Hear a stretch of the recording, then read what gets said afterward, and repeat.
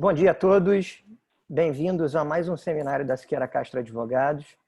Para os que não me conhecem, eu sou Hugo Filardi, sou sócio da Siqueira Castro Advogados há algum tempo, trabalho nesse escritório há 20 anos, comecei como estagiário, e hoje eu tenho a feliz missão de mediar um debate com as minhas duas queridas amigas, Thaís Matalo e Nani Cabral. Esse seminário será um seminário que abordará os impactos no direito do consumidor, nas relações de consumos, atreladas à questão da Covid-19. O nosso escritório é um escritório que tem a tradição de realização desse tipo de evento. Normalmente, esses eventos são realizados nos nossos auditórios do Rio de Janeiro e de São Paulo.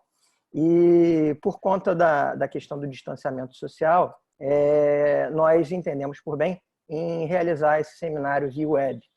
É muito importante a participação de todos. Eu gostaria de convidar a todos os participantes para que interajam conosco. É muito valiosa essa troca de informações entre todos vocês que estão participando e os palestrantes. Nós construiremos juntos esse seminário. Eu tenho certeza que encontraremos diversas soluções para questões que afligem o nosso dia a dia nas relações de consumo. O nosso escritório, a Siqueira Castro Advogados, é uma empresa de informação também, e é uma empresa de formação de opinião. Quando nos deparamos com esse cenário de crise, com esse cenário de dificuldade, nós começamos a imaginar formas de colaborar com a sociedade. E, como somos uma empresa de informação e de formação de opinião, nós entendemos por bem em colaborar com os nossos clientes e amigos com 3 frentes, com 3 canais de encaminhamento e produção de conteúdo que possam ser relevantes no dia a dia dos nossos clientes. Então, nós criamos um site que já é um sucesso absoluto, iniciativa do nosso marketing, a quem eu louvo, na pessoa do Rodrigo Catambulo. É o www.siqueiracastro.com.br/Covid-19.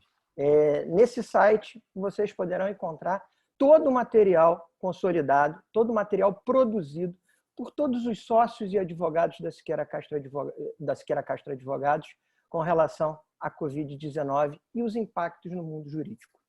Além disso, muitos de vocês devem estar recebendo a nossa newsletter, o nosso material que rotineiramente é direcionado para nossos clientes.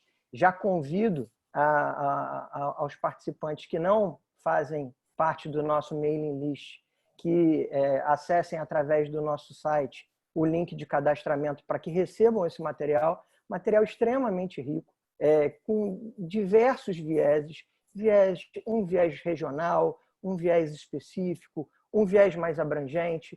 São diversos materiais que, rotineiramente, a nossa equipe de advogados e sócios produz para tentar colaborar com o dia a dia dos nossos clientes e amigos.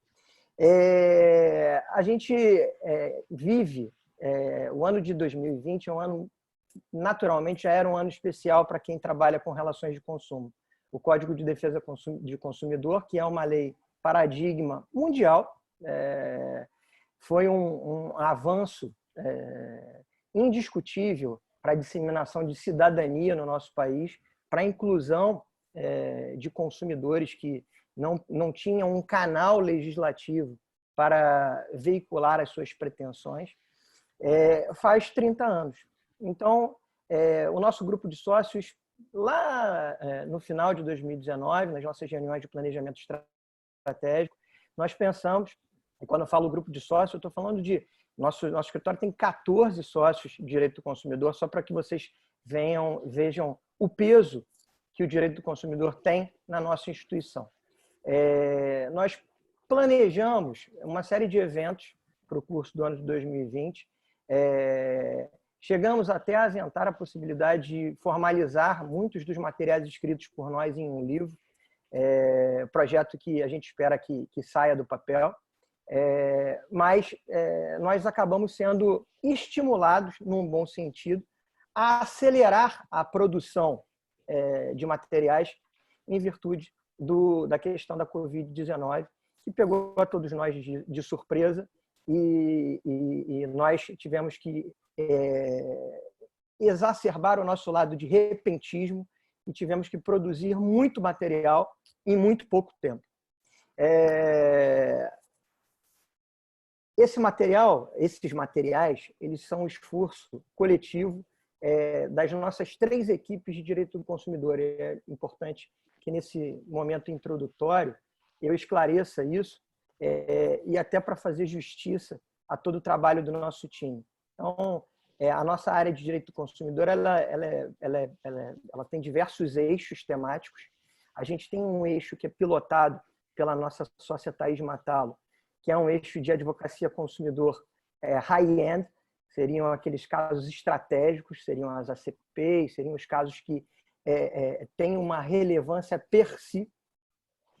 A gente tem um time dedicado à consultoria consumerista, que é um nicho de mercado que cada vez mais tem sido utilizado pelos nossos clientes e amigos. E nós temos uma equipe grandiosa, que a gente chama de consumerista empresarial, que conduz as ações do dia a dia, que geram um esforço coletivo no gerenciamento de informações em bloco, até para a tomada de uma série de decisões de clientes nossos. Então, feitas essas considerações iniciais, eu tenho certeza que vocês já conhecem as palestrantes, a Thaís Matalo e a Dianane, mas a liturgia exige que eu faça uma apresentação formal das minhas 2 sócias. Thaís Matalo foi a primeira estagiária do escritório de São Paulo. Ela está conosco há 20 anos. É uma querida sócia e amiga. A Thaís Matalo, ela tem formação praticamente completa pela PUC São Paulo, se graduou, mestrado, e está cursando doutorado na PUC São Paulo com o time do professor Nelson Neri Júnior lá no segmento de ações coletivas. E, como eu bem disse, ela é responsável pelo nosso núcleo consumerista estratégico. A nossa outra palestrante é a Nani, como todo mundo conhece, é a Dianane Cabral. A Dianane, ela tem formação na Universidade Cândido Mendes, no Rio de Janeiro. Ela é pós-graduada na Emerge e ela fez um curso de Direito e Tecnologia em Harvard. Então, além disso, a Nani é a principal sócia do núcleo consumerista do escritório do Rio de Janeiro. É a nossa líder, é a grande pilota do nosso projeto consumerista no escritório do Rio de Janeiro. Antes de passar a palavra para a Thaís e para a Nani, eu gostaria de estabelecer com vocês as regras do jogo. A sugestão de debate para o seminário de hoje consiste em 2 blocos temáticos, cada um de 15 minutos. Thaís abrindo, trazendo uma reflexão muito construtiva a respeito das normativas da Senacom para posturas e condutas de empresas durante o período de Covid-19. O segundo bloco, também de 15 minutos, liderado pela Dianane, liderado pela Nani Cabral, abordará aspectos práticos com relação ao bloco legislativo destinado a impedir a suspensão, a interrupção de serviços públicos tidos pelo legislador como essencial durante o período da Covid-19. Passadas essas exposições, peço aos palestrantes que respeitem o tempo. Os palestrantes me conhecem, sabem que eu não sou relógio suíço e não vou ficar cobrando o rigor do tempo, até porque os assuntos são extremamente ricos, mas nós temos que controlar o horário até para viabilizar o segundo eixo do nosso seminário, que consistirá em perguntas que virão da plateia. E aí, meus amigos participantes, eu convoco a vocês, durante as apresentações de Thaís e de Nani, eu vou ficar com vocês no nosso chat Vou tentar responder o máximo de perguntas possíveis. Vou selecionar algumas perguntas para que sejam enfrentadas por Thaís e por Nani na sequência. E, evidentemente, que a gente não vai conseguir dar vazão a todas as perguntas que surgirão, mas todas essas perguntas serão respondidas. Se não forem respondidas durante o período em que nós estipulamos para a realização do nosso seminário, serão respondidas na sequência por e-mail, por contato telefônico. Aqui na Siqueira Castro, cliente e amigo não fica sem resposta. Feitas essas considerações, eu gostaria de passar a palavra para a Thaís Matalo. Thaís, boa sorte e a gente está ansioso para ouvir as suas ponderações e críticas a respeito das normativas da Senacom. Hugo, agradeço a apresentação que foi feita, agradeço as gentis palavras, agradeço principalmente as pessoas que estão aqui nos acompanhando nessa 1h da manhã de hoje. O assunto realmente é um assunto extremamente relevante, é um assunto que exige mesmo uma reflexão, uma dedicação. A gente tem um Código de Defesa do Consumidor que foi editado num momento em que jamais imaginou-se passar pelo que estamos passando. Então, a gente tem um Código de Defesa do Consumidor que, como você bem colocou no início da sua fala, ele é digno de aplausos, ele é realmente uma obra primorosa, mas, sem dúvida nenhuma, ele precisa ser lido hoje com outros olhos, né? A gente está diante de uma situação extremamente delicada e que a gente vai ter que aplicar o CDC, porque ele segue completamente aplicável, mesmo na situação atual, mas a gente vai precisar ler com outros olhos, né? A gente está numa situação que é extremamente difícil, porque se de um lado a gente tem um consumidor que teve uma expectativa frustrada, seja com a interrupção da prestação de um serviço, seja pelo cancelamento, por exemplo, de algum evento, enfim, o que quer que seja, a gente tem, do outro lado, o fornecedor que também amargou prejuízos, e não foi ele que deu causa e nem tinha como evitar a situação que a gente tem hoje, né? Então, isso acaba sendo extremamente delicado. Como que a gente vai compor essa situação? Porque, sem dúvida nenhuma, a premissa básica aqui, o direito do consumidor, ele precisa ser respeitado. Não tem como. Então, assim, o consumidor que teve uma expectativa frustrada, a gente vai ter que trabalhar para recompor esse prejuízo, esse dano que o consumidor amargou. Agora, também, não adianta a gente imputar todo o ônus, toda a responsabilidade aos fornecedores também, que de uma certa forma foram altamente impactados também com essa questão da pandemia, né? E aí o principal ponto aqui é como que a gente vai conciliar, né? Porque num primeiro momento parece que a gente tem aí interesses contrapostos, né?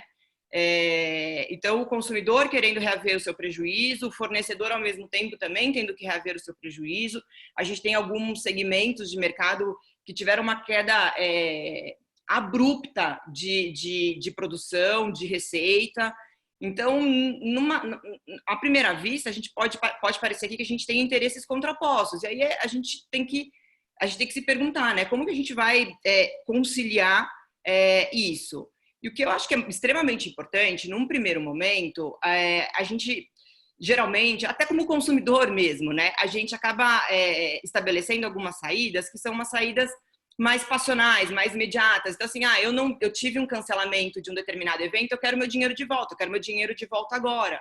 Mas determinar que os fornecedores, determinar que as empresas, por exemplo, façam qualquer tipo de restituição integral, imediata, você pode ter como consequência a quebra de uma empresa. E aí você não vai conseguir nem resguardar o direito de um e nem o direito de outro, porque se uma empresa quebrar, o consumidor não vai ter o seu dinheiro de volta, não vai ter o seu prejuízo reparado, né? Então, assim, a gente tem que tentar ter calma nesse momento, né? A gente tem que tentar pensar na melhor solução. O que eu estou falando para vocês até agora não é novidade nenhuma, e eu acho que vocês devem estar se perguntando, tudo bem, disso tudo a gente já sabe, mas qual é a saída? Qual é a saída? Eu queria ter a resposta mágica, já antecipo a vocês, espero que a nossa audiência não caia, mas eu antecipo a vocês que assim, não vai ter a resposta mágica. Mas qual que é a ideia? A ideia é trazer aqui para vocês alguns racionais, algumas ideias, algumas coisas que a gente já tem visto, para que a gente possa estabelecer um racional da melhor forma em que as empresas têm que se portar, porque, em última análise, isso é de fundamental importância. O que as empresas querem é ter o consumidor fidelizado a elas. Então, empresa nenhuma, nesse momento, principalmente, está querendo não atender o consumidor, muito pelo contrário. As empresas agora elas precisam dos consumidores. E o que acontece, e que é o que eu vejo com muito receio, muito cuidado? A gente tem identificado algumas tentativas de solução, muitas vezes passionais. Então, a gente tem identificado uma centena de iniciativas legislativas, por exemplo, algumas muito boas, sem dúvida nenhuma, algumas excelentes, vou falar de algumas aqui na apresentação para vocês, mas outras sem nenhum tipo de embasamento científico, nenhum tipo de análise propriamente dita do segmento, e que podem gerar um impacto absurdo. Né? Outra coisa que também a gente tem que ter uma preocupação é com a questão da judicialização desses assuntos, que vai chegar, que já está chegando, sem dúvida nenhuma, mas é complicado. A gente tem visto ações individuais em que a matéria de direito é idêntica, a matéria fática também é idêntica, e para um consumidor é julgado de uma forma, para outro consumidor é julgado de outra forma. Então, a ideia aqui é a gente, enfim, eu vou trazer para vocês alguns pontos de como a gente acha que essa situação precisa ser enfrentada. E aí, eu vou falar para vocês já de antemão que eu vou tratar de 3 pontos específicos com vocês. Como o Hugo bem salientou, primeiro a gente vai falar um pouquinho das orientações que estão sendo dadas pela Secretaria Nacional do Consumidor, a Senacom, e outros órgãos de defesa do consumidor.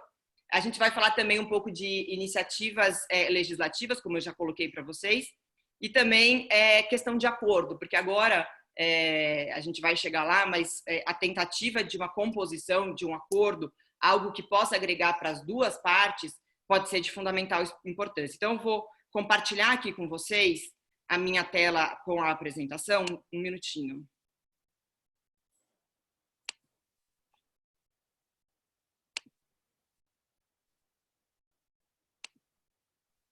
Hugo, tá tudo bem? Dá para ver?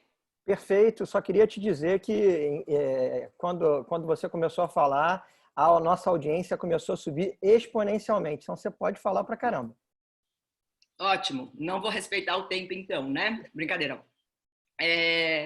Vamos lá. Como todo mundo sabe, a gente teve o decreto legislativo no dia 20 de março de 2020, que reconheceu a ocorrência de calamidade pública com efeitos até 31 de dezembro de 2020. A partir desse momento, o cenário começa a mudar bastante de figura. Uma orientação que eu acho que vale a pena todo mundo ter conhecimento é a nota técnica número 1 da Senacom, a número 1 de 2020. Essa nota técnica, ela não teve tanta visibilidade, por isso que eu destaco ela aqui, porque ela trata especificamente de berçário e creche. E aí, qual que é a nossa tendência? Não é o meu segmento, eu não vou nem ler a nota técnica, mas essa nota técnica traz um racional, que é um racional de fundamental importância para os dias de hoje. Eu até coloquei aqui, e eu peço desculpa, mas eu vou ler um trecho dessa nota técnica, desse racional da nota técnica, que vai esclarecer algumas coisas para a gente. A nota técnica diz o seguinte: como a lei consumerista visa proteger as relações de consumo, ocorrido fato imprevisível e inevitável após a colocação do produto ou serviço no mercado de consumo, há uma quebra de nexo causal e, portanto, não poderá ele ser responsabilizado por evento ao qual não deu causa, nem tinha como evitar. Então, é uma nota técnica que reconhece que o fornecedor não deu causa, não tinha como evitar e ele não pode ser amplamente responsabilizado por isso. E aí, qual que é a solução que essa nota técnica traz? O artigo 6º, inciso 5 do CDC, que trata que são direitos básicos do consumidor, modificação de cláusulas em razão de fatos supervenientes. E a Senacom fala, é nesse momento que o fornecedor ele precisa ser criativo e fornecer ao consumidor alternativas para que o consumidor possa se sentir satisfeito e que essa alternativa, de uma certa maneira, traga um conforto para o fornecedor. Nesse caso aqui, nesse caso concreto, de berçário e creche, ele dá uma centena de exemplos. Aí ele entra, claro, no caso concreto. Então, ele fala, pode o fornecedor, por exemplo, trabalhar durante o final de semana, dar ao consumidor a possibilidade do berçário abrir durante os períodos de férias, né? Então, aí ele entra aqui no caso concreto. Mas todo o racional é construído para não responsabilizar exclusivamente os fornecedores, para que os fornecedores, sugere que os fornecedores tentem ser os mais criativos possíveis, e ele fala claramente que precisa haver uma mitigação de direito de ambas as partes. Ambas as partes precisam estar cientes de que eu não dei causa, eu também não dei causa. Então, os dois têm que baixar um pouco as expectativas para que eles possam chegar num consenso. Então, é uma nota técnica que vale a pena conhecer e vale a pena ser estudada. A Secretaria, ela já emitiu algumas notas técnicas específicas para cada setor. É claro que essas precisam ser avaliadas, né? Agora, uma sugestão que eu deixo desde já, independentemente do setor em que você atua, seja o aéreo, seja o varejo, seja a creche, seja instituição de ensino, a gente tem nota técnica de instituição de ensino, as notas da Senacom, elas acabam trazendo um racional que pode ser utilizado para qualquer situação e acabam ajudando muito com alternativas para a solução de problema, tá? Não só a Secretaria tem dado a sua contribuição, né, a sua orientação, como os órgãos de defesa do consumidor também. Então, o Procon São Paulo, por exemplo, tem uma nota pública, né, uma nota técnica que é pública, do dia 24 de março de 2020. E por meio do secretário executivo, que é o Capês, o Fernando Capês, a gente lendo essa nota técnica, gera um pouco de dúvida, tá? Ela não é uma nota técnica que está 100% clara, mas ela está bastante em linha com o que tem dito a Secretaria, a Senacom, tá? Então, ela fala realmente que a situação ela é inédita, e não tem como... Ele fala o seguinte, ó, a situação anômala e inédita provocou a interrupção dos contratos entre consumidor e fornecedor, sem que se pudesse imputar culpa a nenhum deles. Mais do que isso, não se pode sequer atribuir nexo de causalidade às partes contratantes, já que nenhuma delas deu causa ao fenômeno irresistível e inevitável, que se espelha em proporções assustadoras. Então, reconhece também o impacto e a necessidade da gente ter um pouco de calma em atribuir ao fornecedor toda a responsabilidade. Que o Procon fala? Que está atuando para compatibilizar a proteção do consumidor, que é fundamental, é de fundamental importância, com a necessidade da continuidade do desenvolvimento econômico, sempre com base na boa-fé objetiva, buscando harmonizar e equilibrar os interesses dos participantes na relação de consumo.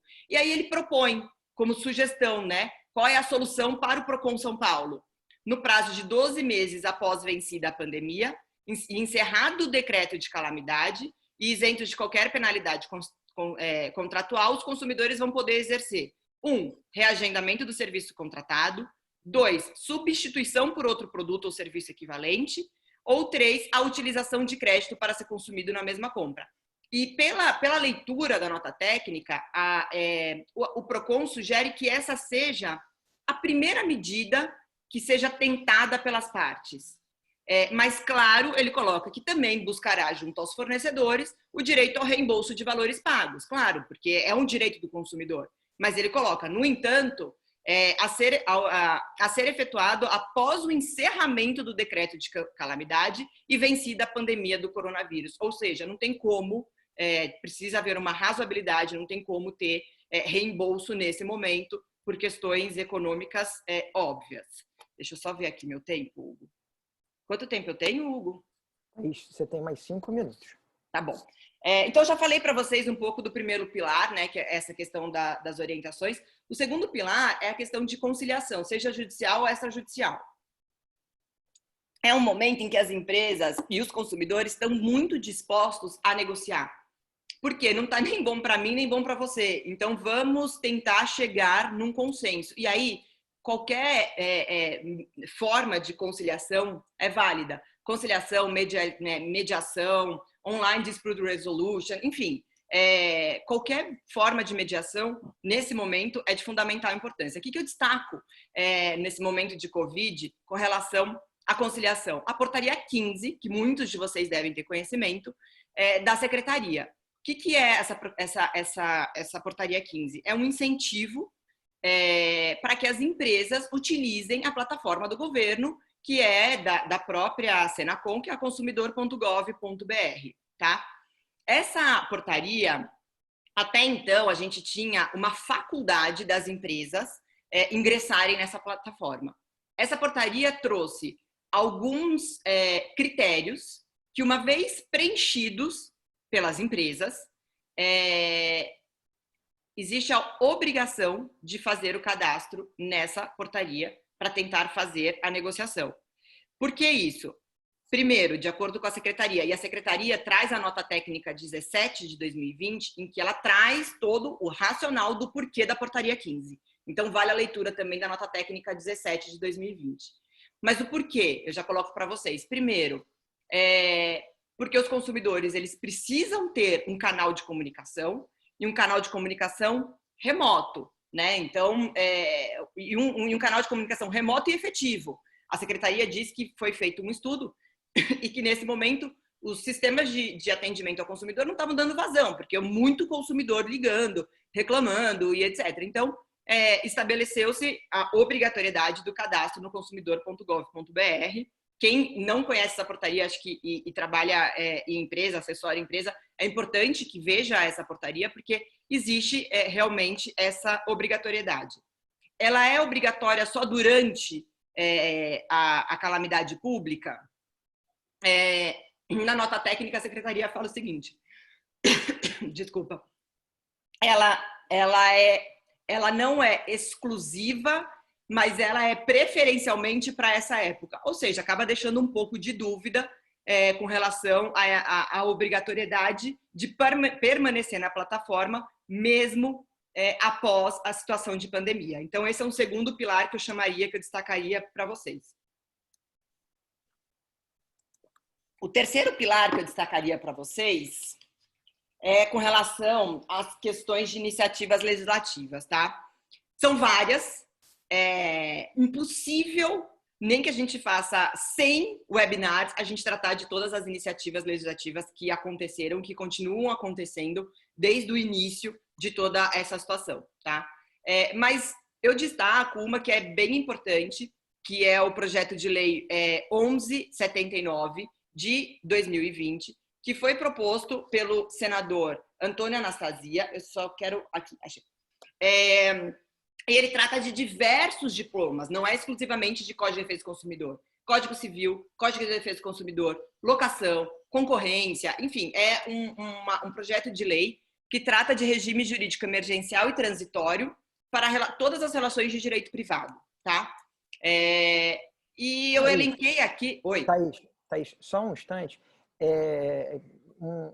Uma ponderação que eu acho importante pode ser que a internet, a nossa conexão, oscile um pouco, tá? Então, estou me dirigindo aos participantes. A sua última fala, só o último trechinho ele veio cortado. Será que você pode reconstruir o teu raciocínio a partir só do último pedaço? Claro. Vamos lá. O terceiro pilar que eu estou destacando aqui para a gente é a questão de iniciativas legislativas. Então, existem diversas e que a gente não tem como tratar de todas elas, mas eu destacaria esse projeto de lei que é o 1179 de 2020, uma iniciativa do senador Antônio Anastasia. Teve uma participação muito grande de renomados juristas, Fernando Scaffi, Paula Forgione, José Manuel de Arruda Alvim, então PUC, USP, teve gente de Minas Gerais, assim, realmente, não tenho o nome de todos aqui, mas juristas muito renomados. E aí, com relação a impactos desse projeto de lei, que já foi aprovado no Senado e está na Câmara agora, mas os impactos com relação a relações de consumo, eu destaquei aqui em bullet points alguns, tá? Primeiro, reconhece a pandemia como um caso fortuito e força maior. vai tratar da suspensão do direito de arrependimento, que é o direito de arrependimento previsto no artigo 49 do CDC, aqui no projeto de lei é o artigo 8º. Ele vai suspender o direito de arrependimento para entrega domiciliar, delivery, de produtos perecíveis ou de consumo imediato e de medicamentos. Só um parênteses, a meu ver, aqui eu vou dar minha opinião, eu não acho que precisaria dessa previsão, tá? Porque já é uma construção jurisprudencial de que consumo imediato, medicamento, até pela boa fé, não tem como fazer o exercício do direito de arrependimento previsto no artigo 49, ainda que não se encontre assim disposto como exceção. Mas é um pouco lógico. E como eu sou muito defensora do Código de Defesa do Consumidor, eu acho que qualquer iniciativa que seja que vai interferir no Código de Defesa do Consumidor tem que ser muito cirúrgica, muito pontual. Então, eu não acho que haveria necessidade dessa previsão, com absoluto respeito a quem a colocou.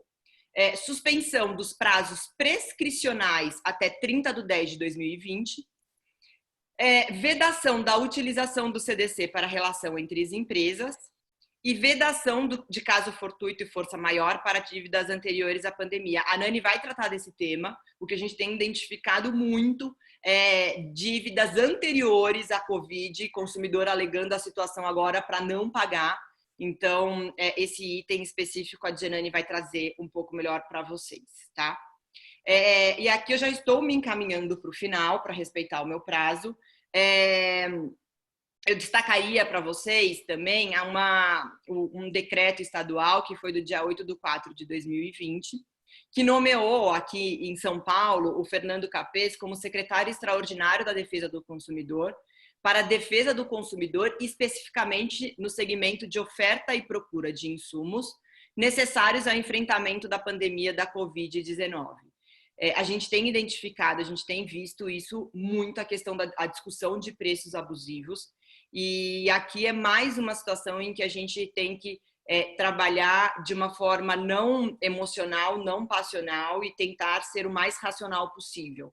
É natural que quando a gente vá a um estabelecimento e que tenha um álcool gel com um preço muito maior do que existia anteriormente, antes de toda essa situação, aquilo nos cause revolta, enfim, a tendência é a gente achar que existe ali uma prática abusiva. Práticas abusivas existem, sim, precisam ser combatidas, sem dúvida nenhuma, mas não é porque antes era mais barato e agora é mais caro que isso é suficiente para que eu chegue à conclusão de que aquele preço é um preço abusivo. A Senacom tem uma nota técnica, que é a nota técnica 8/2020, que traz um guia orientativo do que deve ser avaliado para chegar à conclusão de que aquele preço é abusivo ou não. E o Fernando Capês, na qualidade agora de secretário extraordinário de Defesa do Consumidor, está muito firme, porque a atuação dele é justamente para identificar esses abusos, tá? Eu não vou elencar aqui para vocês quais são os critérios que precisam ser analisados, mas tem que ser analisado toda a cadeia produtiva, pessoal, porque assim, não é porque está mais caro que exclusivamente está se buscando lucro, né? Então, tem que identificar, por exemplo, qual é todo o racional econômico, se teve dentro de toda a cadeia produtiva algum aumento que justifique o aumento no produto final. Hoje, a circulação das mercadorias estão muito mais complicadas, muito mais difíceis. E nesse momento, é claro que tem que haver uma intervenção do Estado na economia. Não tem como, a gente está num momento de guerra, né? Mas todo tipo de intervenção do Estado na economia tem que ser feito com muito cuidado, muito critério. E aí eu destacaria aqui essa nota técnica também para vocês. Como eu falei lá no início, e esse é meu último slide, Hugo, não precisa ficar nervoso. Como eu falei lá no início, a Secretaria tem diversas notas técnicas para cada um desses segmentos que eu elenquei aqui. Existem algumas medidas provisórias também de fundamental importância. Eu destacaria aqui a MP 948, que trouxe a questão do cancelamento de serviços de reservas e de eventos para os setores de turismo e consumo. Essa MP foi muito questionada, debatida, mas, enfim, eu acho que isso, a especificidade de cada um dos segmentos fica para um momento posterior, um momento subsequente. Então, basicamente era isso. O assunto é gigantesco. Ao mesmo tempo, eu tenho uma paixão muito grande por esse assunto. Eu tenho um prazer enorme de falar sobre isso. Sou capaz de ficar aqui horas e horas discutindo com vocês a respeito desses temas. Mas, enfim, o tempo é curto, mas eu me coloco à disposição, seja agora, seja depois no momento subsequente por e-mail, para a gente discutir eventuais assuntos relevantes com relação a todos esses temas que envolvem os direitos dos consumidores nesse momento complicado. Obrigado, Thaís.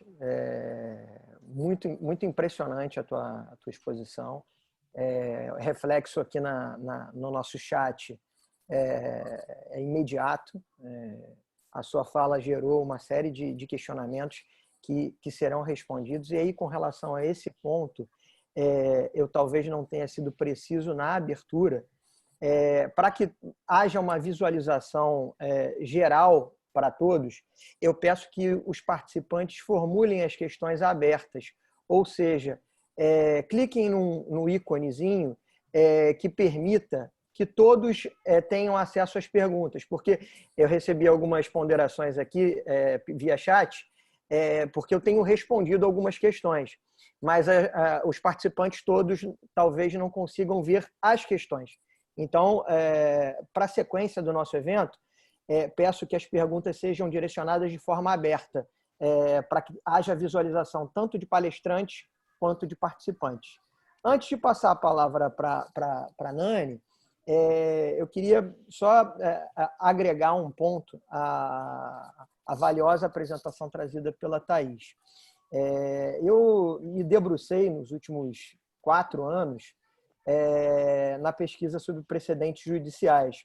A minha tese de doutoramento na PUC São Paulo foi sobre precedentes.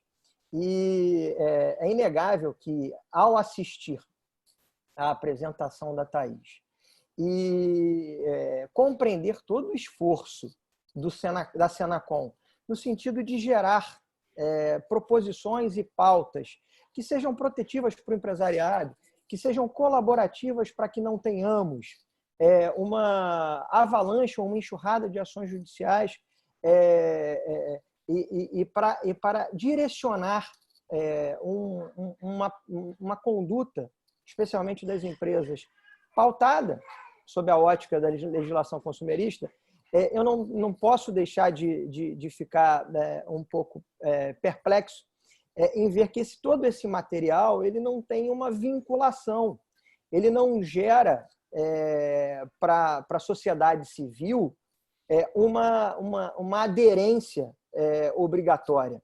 Então, com muita perplexidade que a gente vê um sistema jurídico como o nosso concebido de uma forma a precaver eventuais litígios, e essas condutas pautadas em orientações de órgãos especializados em delimitar condutas acertadas nas relações de consumo, elas não são consideradas quando levadas para o Poder Judiciário. Então, não posso deixar de externar a minha preocupação, e eu acho que é a preocupação do empresariado, porque diversos segmentos de negócio foram, quase 100%, foram impactados pela Covid-19. Você tem orientações emanadas da Senacom, dos PROCONs municipais e estaduais, e essas orientações não são segurança de que condenações provenientes de ações judiciais sejam proferidas em seu desfavor. Então, feitas se me permite, só um claro. ponto, não só com relação ao Poder Judiciário, como dentro do próprio Sistema Nacional de Defesa do Consumidor. Então, a gente, por exemplo, tem a nota técnica da Secretaria com relação à instituição de ensino, e a gente verificou PROCONs no dia seguinte, 2 dias depois, com nota técnica absolutamente contrária ao que diz a própria Secretaria. Então, a harmonização é um ponto que é de extrema relevância e que a gente sempre busca, independentemente de momento de pandemia. Mas, nesse momento em especial, é de fundamental importância que, na medida do possível, exista uma harmonia entre, pelo menos, os órgãos de defesa do consumidor no nosso país. Mas, enfim, deixa a Dianane agora. Legal. Passo a palavra formalmente para a Dianane Cabral. E, Nani, você tem a missão de responder uma pergunta das mais complexas, que como é que as empresas devem se portar diante desse fenômeno legislativo de fazer caridade com o chapéu alheio. Na realidade, o poder público, mais uma vez, transfere para a iniciativa privada responsabilidades que são suas. Vamos lá, Nani. Boa sorte. Obrigada. Você está com a palavra. 20 minutos, por favor. Obrigada. Estão me ouvindo bem? Estamos. Sim. Bom dia a todos. Bom dia, Thaís, Hugo, a todos os presentes online, né? Participantes dessa webinar. É muita alegria, né, que a gente está fazendo esse nosso primeiro evento, o webinar de direito do consumidor. A gente escolheu esses temas justamente em razão da relevância da ação, não só para o mundo jurídico, para também para os nossos clientes, né? A gente já sentiu o recebimento e o ajuizamento de diversas ações individuais e coletivas com esse tema, a respeito da possibilidade de corte ou de interrupção do serviço neste período de pandemia, mesmo em casos de inadimplemento do consumidor. Então, basicamente, vou falar sobre esse tema, sobre os viés, sobre as teses jurídicas, sobre a legislação e um pouco, pincelar no final para vocês também, um pouco das decisões judiciais que estão sendo proferidas em diversos segmentos Brasil afora. Tá? A primeira imagem que eu coloquei aqui da minha apresentação foi um efeito dominó. Eu acho que estamos no meio desse efeito dominó em razão dessa pandemia, né? O início da cadeia desse efeito dominó todo mundo já sabe, que é a crise sanitária, que fez com que leis, decretos fossem publicados determinando a proteção da sociedade, né? Visando a proteção, primeiramente, da saúde da sociedade. Então, precisamos ficar todos em casa, trabalhando em home office. Muitas empresas, as não essenciais, tiveram que parar o seu serviço. Então, isso houve um efeito em cascata, né? É isso que a gente chama de tal efeito dominó, com o aumento de desemprego, a redução de remuneração, e o consumidor, que já era vulnerável, ele agora está mais vulnerável, está mais exposto.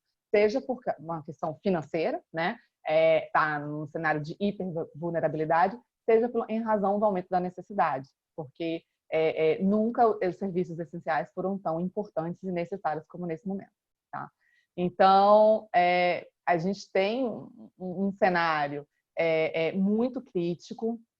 Essa situação não é uma situação fácil de responder, né? De o que de fato, qual é a melhor saída, qual a melhor medida jurídica, enfim, para a gente resguardar o direito do consumidor. Isso é muito importante, porque em momento algum a gente pode enfraquecer o direito e a necessidade protetiva do consumidor.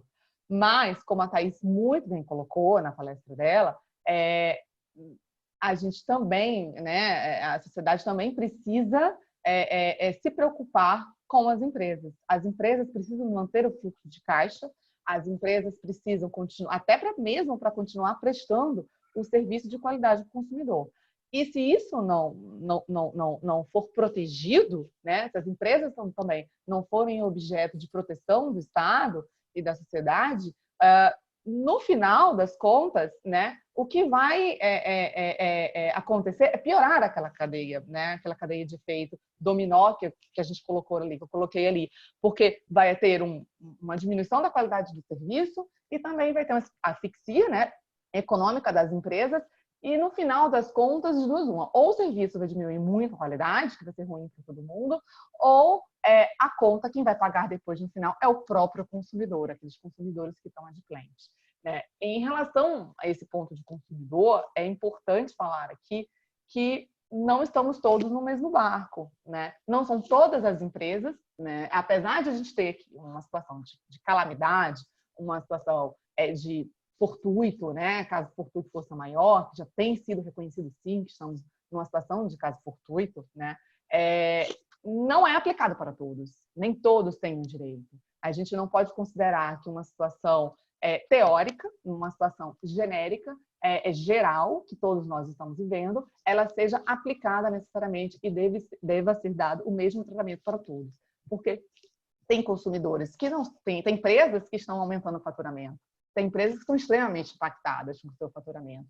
Se a gente pensar numa empresa, numa concessionária de água, né, de energia, enfim, quantas fábricas tiveram sua produtividade suspensa, provavelmente, certamente, impactando o consumo de energia, de luz e de água. Então, as empresas também, né, foram afetadas pelo fortuito externo. Isso é um ponto relevante que eu acho que a gente tem, uma premissa importante, porque não foi só o consumidor afetado, mas as empresas também. Mas é claro que os consumidores estão numa situação de hipervulnerabilidade. Então, então, respondendo assim, até a pergunta direta da minha palestra, o consumidor teria o direito, né, de ter os serviços prestados mesmo em casos de inadimplemento? Necessidade, a gente já falei aqui, necessidade há. Né? A necessidade de serviços, determinados serviços, tem. Agora, é a empresa que tem que arcar com esse custo, né? Sozinha, ou é ela que tem que arcar, ou há uma responsabilidade e um dever de agir do Estado por trás, né? Esse tema extremamente complexo, está sendo extremamente discutido, há decisões judiciais de todas as linhas, né, que a gente já está experimentando, vou mostrar um pouquinho mais para frente em relação a isso. E eu trouxe aqui uma teia, um emaranhado de normas jurídicas que estão sendo aplicadas para esses casos. Nós temos na cadeia, no centro da legislação, a Constituição Federal, claro, né, tem a dignidade, eu elencarei ali qual o principal princípio desse momento, é a questão da dignidade da pessoa humana, né, dos consumidores em razão da situação de vulnerabilidade, em todos os princípios da defesa do Código do Consumidor, a própria Constituição também prevê a defesa do consumidor, né, e tem princípio também da legalidade que está dentro da nossa Constituição. Eu acho que esse princípio da legalidade é extremamente importante, porque não há, com exceção do Estado do Rio de Janeiro, que já tem uma legislação específica sobre o tema, tá? Que eu até coloquei lei específica aqui em roxo para destacar, não há uma lei que determine hoje a impossibilidade de corte em razão, caso haja inadimplemento do consumidor, tá? Então, enfim, aqui a gente, infelizmente, não vai ter tempo para poder aprofundar um pouco sobre todos esses artigos jurídicos e princípios. O princípio da boa-fé é muito importante, o princípio da obrigatoriedade do contrato é muito importante, tem a teoria da imprevisão, que tem sido invocado nesses casos fortuitos da força maior, enfim. Eu trouxe de forma muito resumida, né? Acho que esse quadro é um quadro bastante exemplificativo sobre as principais teses que estão sendo discutidas nessas diversas ações que estão sendo ajuizadas, sejam elas individuais, sejam elas coletivas. Tá? Os autores estão alegando justamente a questão da decretação do estado de calamidade, a diminuição da renda, o aumento da sua vulnerabilidade, que diversas medidas estão sendo adotadas pelo poder, pelos governadores, pelos prefeitos, enfim, para que fiquem em casa, não consigam trabalhar, não consigam ter dinheiro. Tem a questão da necessidade, da essencialidade do serviço, que agora determinados serviços são mais essenciais ainda. E decisões judiciais, todos eles estão citando diversas decisões judiciais, seja onde for, né? Estão invocando, tem ações judiciais que a gente identifica que estão trazendo como paradigma alguma liminar de outros estados, em razão de outras concessionárias, referente a outras concessionárias, isso está acontecendo bastante, tá? Por outro lado, tem os principais argumentos dos fornecedores, né?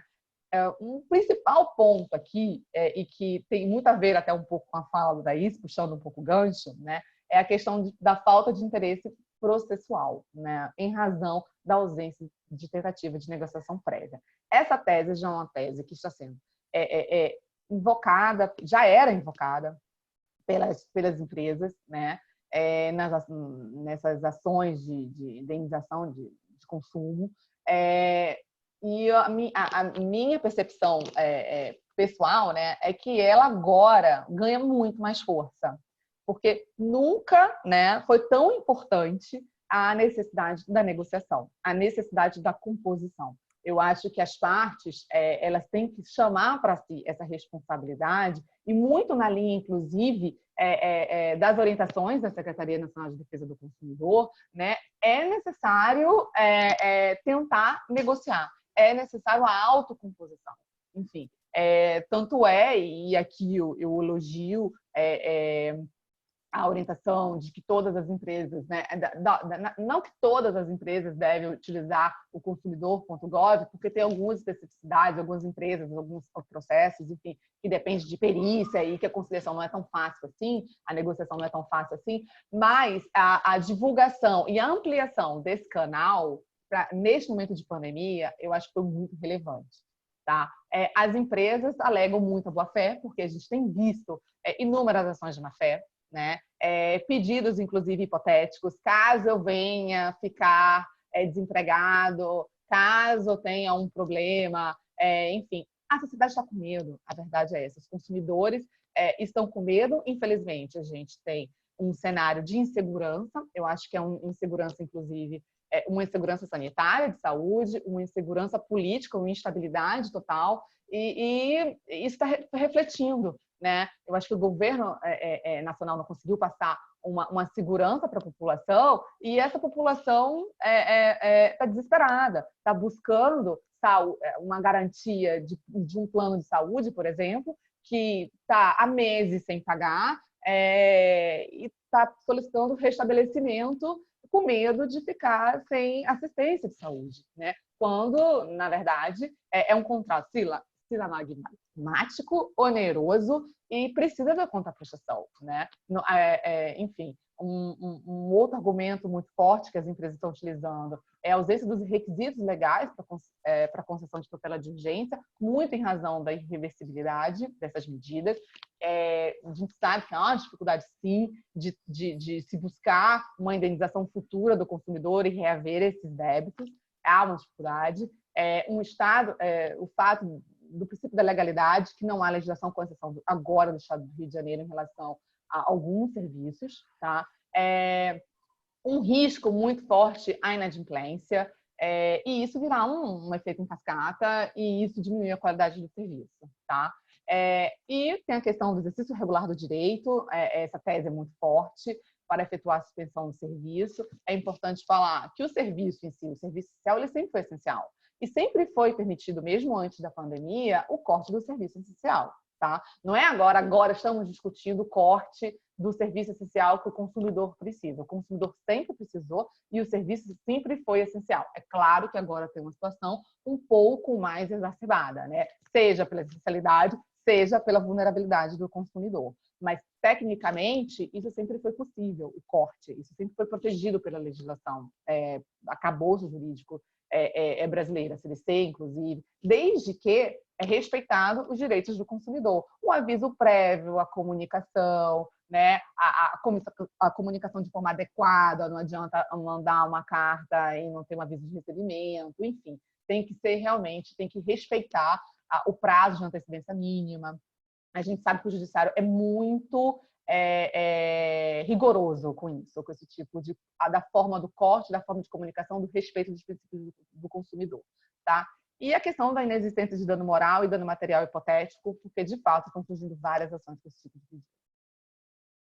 Aqui, eu gostaria de pincelar algumas medidas protetivas, né, de legislação, de cunho legislativo, que estão surgindo, né? A gente já tem, não vou falar profundamente sobre todas elas, temos já uma lei específica que já está vigorando no estado do Rio de Janeiro, que para mim é uma das principais leis hoje sobre o tema, que é a Lei 8.769, né, agora de março de 2020, que ela veda a interrupção dos serviços essenciais, tá? Aqui no estado do Rio de Janeiro, em razão de falta de pagamento pelas concessionárias de serviço público de água, esgoto, energia e gás, tá? Ela não atinge as telefonias e tampouco as empresas concessionárias de saúde, tá? Mas um ponto relevante aqui que eu achei bem importante dessa legislação é que ela trata de forma diferenciada os débitos pretéritos dos débitos pós-Covid, né? Pré-Covid e pós-Covid. Uma coisa é fato, ela proíbe o corte, independentemente da suspensão desses serviços, independentemente de quando for esse débito. O débito pode ter sido débito pretérito, débitos de um ano, de meses atrás, de janeiro, de fevereiro, enfim. Não pode cortar em razão desses débitos. Agora, pós-Covid, passado o período de Covid, a empresa pode cobrar e a empresa pode cortar. Desde que, tá, em razão dos débitos pretéritos, desde que ela tenha tentado negociar, dada a oportunidade de negociação. Tá? Ela não fala como é que vão ser essas negociações, em quantas parcelas, não delimita esse tema. Tá? Agora, em relação aos débitos do período de Covid, esses débitos não poderão gerar corte. Tá? E esses débitos devem ser perquiridos sem juros e mora, né? Por meios próprios. Então, a forma de cobrando, a questão tem que ser autônoma, né? Não pode ameaçar, não pode ter corte. Tá? Enfim, tem vários projetos de lei, né? Tem o projeto de lei 700 em trâmite no Congresso, tem o projeto de lei 703, 783, tem o projeto de lei que a Thaís já falou, a 1179, enfim, e tem também a 1377, que fala especificamente sobre telefonia, que estão aí em trâmite, visando justamente o aumento e o impedimento, o aumento do serviço, continuidade do serviço e o impedimento de corte dos serviços públicos. Aqui eu gostaria de falar um pouco, acho que em razão... Como é que está meu tempo? Em razão do tempo, vou pincelar rapidamente há alguns exemplos de ações judiciais, né, que a gente já está vendo surgindo aí. O mais importante em relação às ações judiciais individuais, que nós já estamos identificando, é o fato das decisões judiciais, como é que o judiciário está enfrentando isso, né? Quando nessas ações judiciais, em regra, né, as liminares que estão sendo deferidas, que a gente está vivenciando isso, identificando nos juizados, por exemplo, são as liminares em que há a Covid com um pano de fundo, tá? Não a Covid como a causa de pedir. Olha, a gente está com tem a situação de Covid, de calamidade pública, eu quero meu serviço seja continuado prestado, mesmo sem pagamento. Esse tipo de pedido tem sido liminarmente rechaçado nessas ações em regra, nas ações individuais. Agora, as liminares que estão sendo definidas sobre esse tema, quando eu fui ler todas as liminares, diversas liminares que eu analisei para poder preparar aqui e bater esse papo com vocês, inclusive se vocês tiverem alguma liminar específica individual, por favor, me mandem específica, porque vai enriquecer o nosso estudo, né? As liminares estão sendo definidas porque, de fato, o consumidor já teria razão.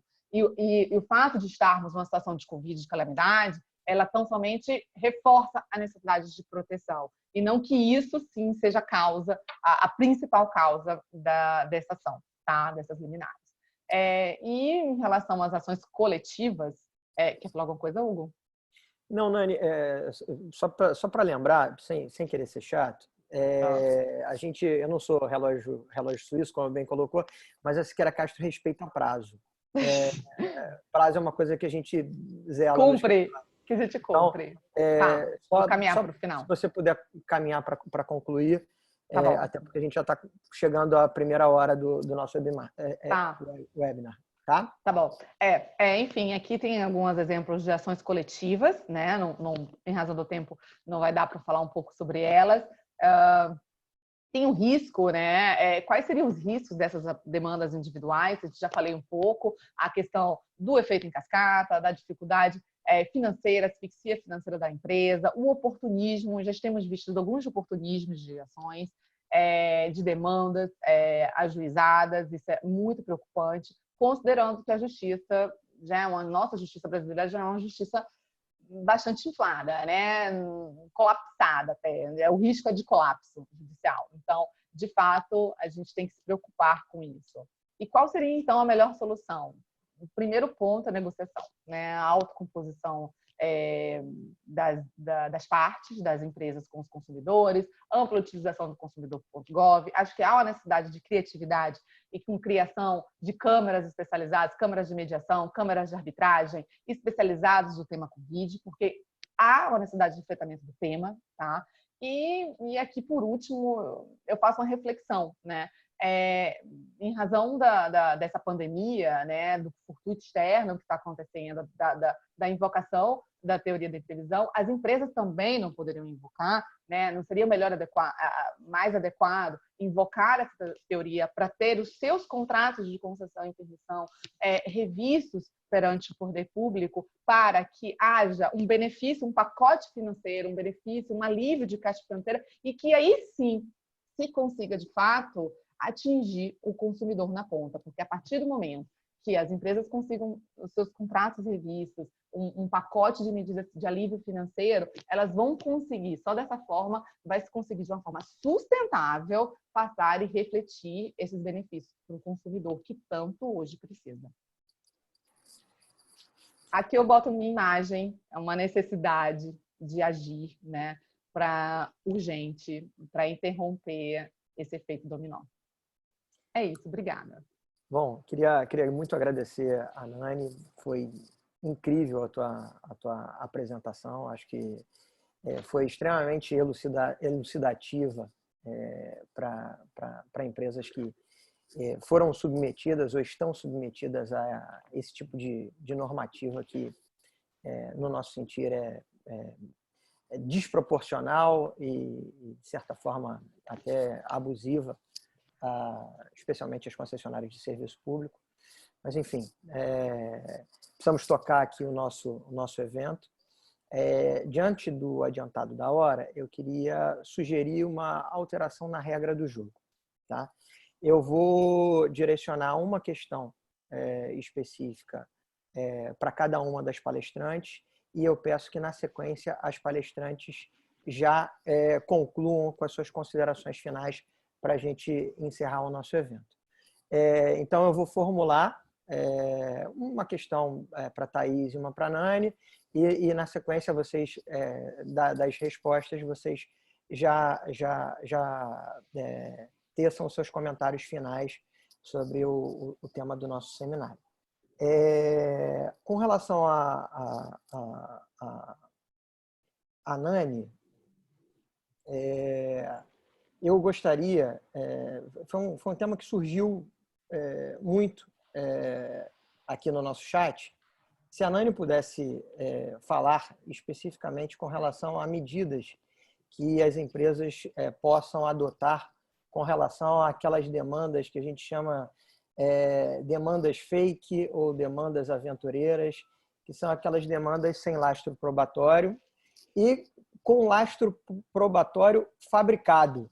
Pasmem, senhores, isso acontece no judiciário brasileiro.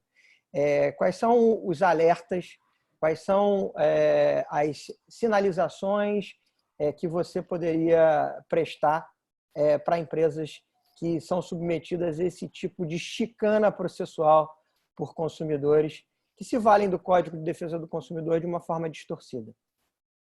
E aí você pode, após o enfrentamento do tema que eu estou trazendo, você poderia fazer as suas considerações finais. Tá. Boa pergunta. As empresas devem ficar, de fato, muito atentas, monitorar muito de perto a distribuição dessas ações. E é o que eu tenho visto, tá?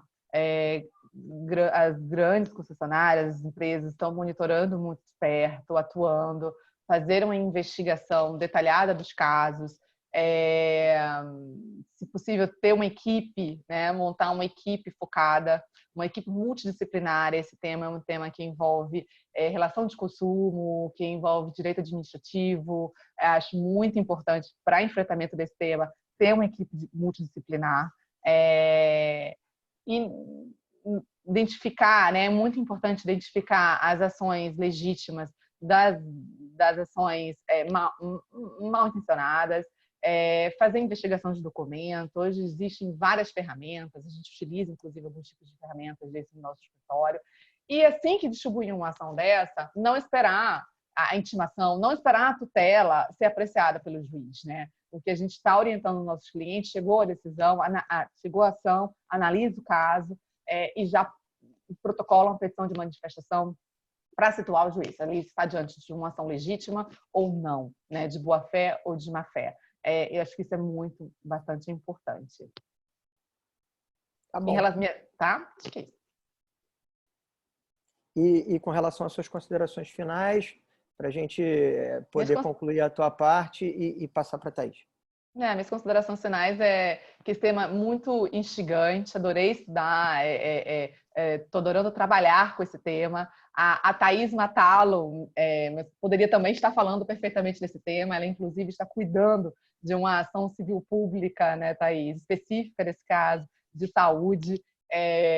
Foi muito bacana porque a gente pôde, inclusive, conversar sobre o tema, inclusive com diversos sócios, inclusive agradeço ao Thiago também, nosso sócio de regulatório, que trocou ideias comigo, porque realmente esse tema é complexo, não tem saída fácil, mas de fato a minha intenção era sensibilizar, né, trazer uma reflexão da necessidade, porque não há uma polarização das empresas contra o consumidor. Não se pode proteger o consumidor em detrimento das empresas. Tem que se proteger ambas as partes, né? Esse é o ponto. Acho que se tivesse que falar aqui, acho que há uma necessidade do governo proteger as empresas, medidas de alívio de caixa financeiro, enfim, com várias medidas de cunhos administrativos, né? E financeiras também, para que o consumidor, que é quem também a gente quer no final, seja protegido. Tá bom. Obrigado, Nani. Foi um prazer ter você no evento. Prazer. Obrigado pela tua participação. Tá todo mundo agradecendo aqui no chat. Parabéns mesmo pelo conteúdo. Você arrebentou. Thaís, acho que você vai me matar pela pergunta que eu vou te fazer, mas meu papel aqui de mediador é provocar os palestrantes. E tem um assunto que está extremamente em voga em um dos diversos projetos de lei que estão tramitando no Senado, que estão tramitando no Congresso Nacional, abordando a questão do direito de arrependimento. Você poderia trazer para a gente um apanhado do que está sendo discutido e a tua posição? E, na sequência, se você puder fechar o evento com as tuas considerações finais, a gente agradece. Hugo, bom, vamos lá. O direito de arrependimento, como eu coloquei na minha apresentação, né, está ali disposto no artigo 49 do CDC, tem que ser realmente protegido para compras à distância, sem dúvida nenhuma. É um artigo que ele tem cada vez mais sido defendido e protegido nas decisões judiciais, mas, como eu falei no início, o Código de Defesa do Consumidor ele precisa ser analisado com outros olhos. Falei que por conta da pandemia, mas por conta também da modernização dos assuntos e etc. Então, o artigo 49 ele não pode ser lido em sua literalidade, né? Hoje a gente tem, por exemplo, compras online. Se você compra um filme online, você baixa esse filme, porque você fez a compra remota, você tem esse direito de arrependimento, ele precisa ser lido muito com respaldo da boa-fé do consumidor. A previsão que foi colocada no projeto de lei no 1179, já expus aqui a minha opinião, com relação ao fato de que eu não acho que seria necessário, mas independentemente disso, o artigo 49, hoje, ele foi posto no código no momento em que não se pensava tanto em comércio eletrônico, enfim, numa situação completamente diferente do que é hoje. Então, a leitura dele, a meu ver, tem que ser muito conciliada com a boa-fé das partes, tá? Então, fica aqui. Eu vi aqui o chat, tem várias coisas interessantes, a gente vai, né, no momento posterior, responder algumas delas, a gente faz contato depois com vocês, mas sendo bem objetiva, me encaminhando para o final por conta do horário. O que eu diria como um conselho final? Um ponto que eu acho que é de fundamental importância é a união entre os segmentos, né? Então, educacional, aéreo, é importante que exista, dentro do possível, um consenso dentro de um determinado segmento. Utilizem muito as associações, os órgãos de classe para fazer valer a voz nesse momento. Como eu coloquei durante a minha apresentação, as iniciativas legislativas, por exemplo, elas são muito voltadas para um viés um pouco, às vezes, mais passional e etc. É preciso levar a conhecimento de quem fez a proposta, né, das casas, qual é o impacto daquilo, por que aquilo não pode seguir adiante. A gente já identificou, até por conta desses esclarecimentos que foram feitos oportunamente, projetos de leis que trariam impactos gigantescos para as empresas e que foram arquivados, mas porque foram levados a conhecimento das pessoas que às vezes que propõem são leigas com relação àquilo, foram levados a conhecimento deles quais são as dificuldades, o porquê que não pode seguir adiante, etc. Então, e aí eu retomo a acompanhamento de iniciativa legislativa, das orientações, conciliação, a Nani já colocou muito bem. O que eu só colocaria a mais, para fechar, se hoje fosse uma empresa, eu já teria um trabalho sendo construído de tudo que a Covid impactou na empresa. Então, qual foi a minha queda de receita, qual foi o aumento de ação, porque num momento subsequente, acho que as empresas vão precisar demonstrar por A mais B que foram altamente impactadas. Então, eu construiria isso desde já para que ficasse um material bem consistente para poder demonstrar, enfim, quais foram os impactos que os fornecedores também sofreram. Mas, assim, concordo com a Djenane, para concluir aqui, que nesse momento, conciliação, conversa, porque o direito do consumidor precisa ser protegido e as empresas querem os consumidores na sua base de clientes, sem dúvida nenhuma. Não vamos pensar em antagonismo que não vai levar ninguém a lugar nenhum. Então, acho que seriam essas as minhas considerações finais.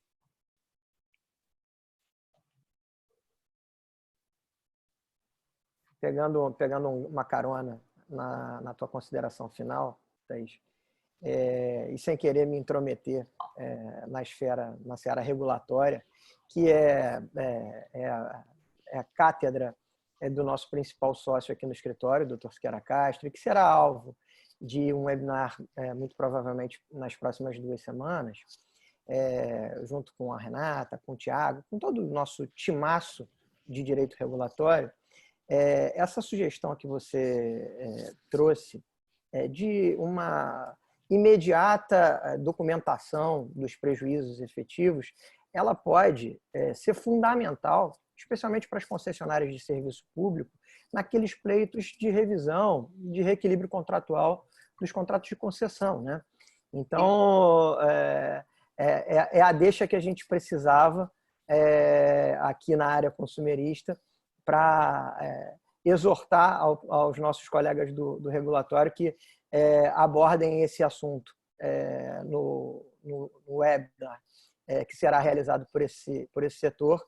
E, enfim, em nome do nosso setor de direito do consumidor, em nome da Siqueira Castro Advogados, eu só posso agradecer a todos pela participação, agradecer às nossas palestrantes, às nossas estrelas, Thaís Matalo e Djenane Cabral, por todo o brilho, por toda a inteligência, pela elegância nas colocações, e dizer que o nosso escritório está à disposição.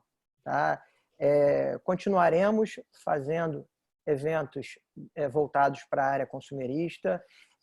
Surgiram diversos temas muito, muito interessantes no chat, e nós estamos todos estimulados a continuar fazendo esses seminários digitais que eu acho que vieram para ficar. Muito obrigado a todos e eu declaro encerrado aqui o nosso webinar. Obrigada. Obrigada.